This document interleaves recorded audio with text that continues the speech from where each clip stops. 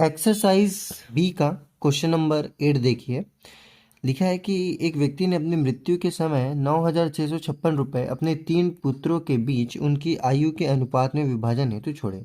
जब उसकी मृत्यु हुई तो उनकी आयु क्रमशः 25, 22 तथा 21 वर्ष थी। सबसे पहले केस ए दिया हुआ है, प्रत्येक का हिस्सा बताइए। बी दिया हुआ है, प्रत्येक पुत्र का क्या अंतर पड़ता यदि पिता 1 वर्ष और जीवित रहते।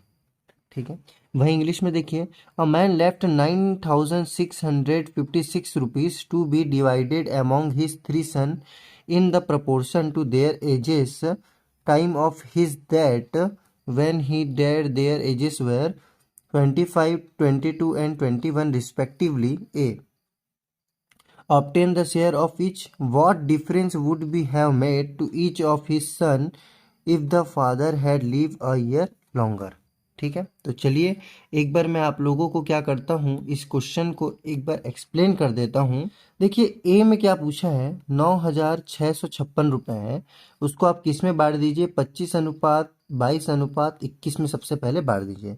फिर बी बोला है कि यदि पिता 1 वर्ष और जीवित रहते तो उनकी अनुपात में क्या अंतर आता। यदि वो 1 वर्ष और जीवित रहते ना, तो देखिए उनका अनुपात क्या हो जाता, 26 अनुपात 23 अनुपात 22 हो जाता।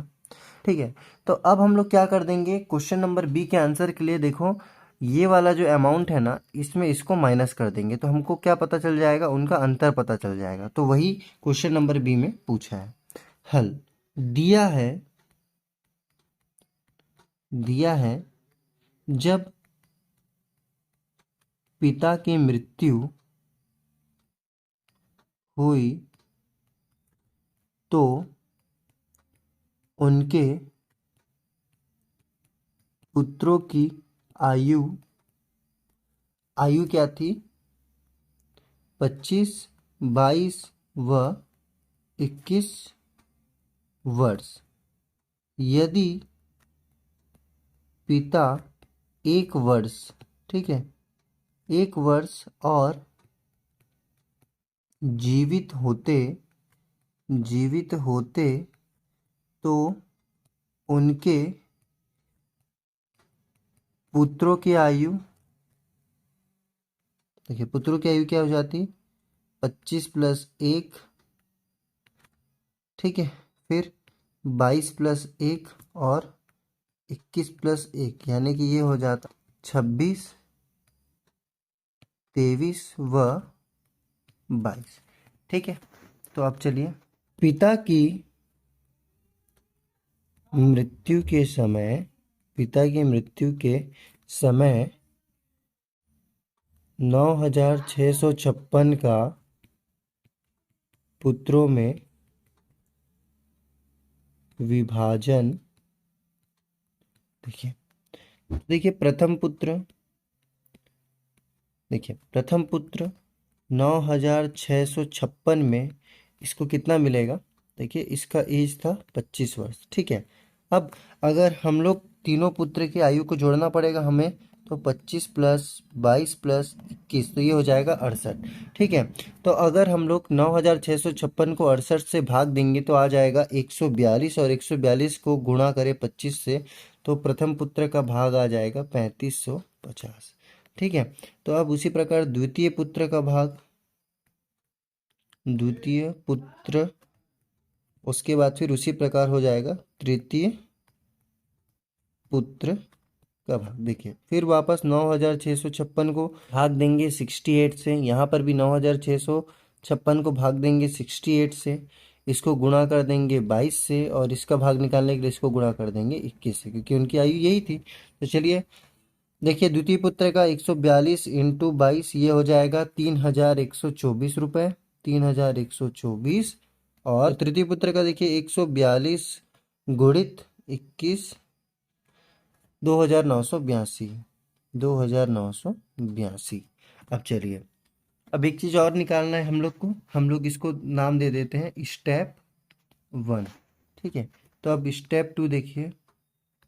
यदि पिता 1 वर्ष अधिक जीवित होते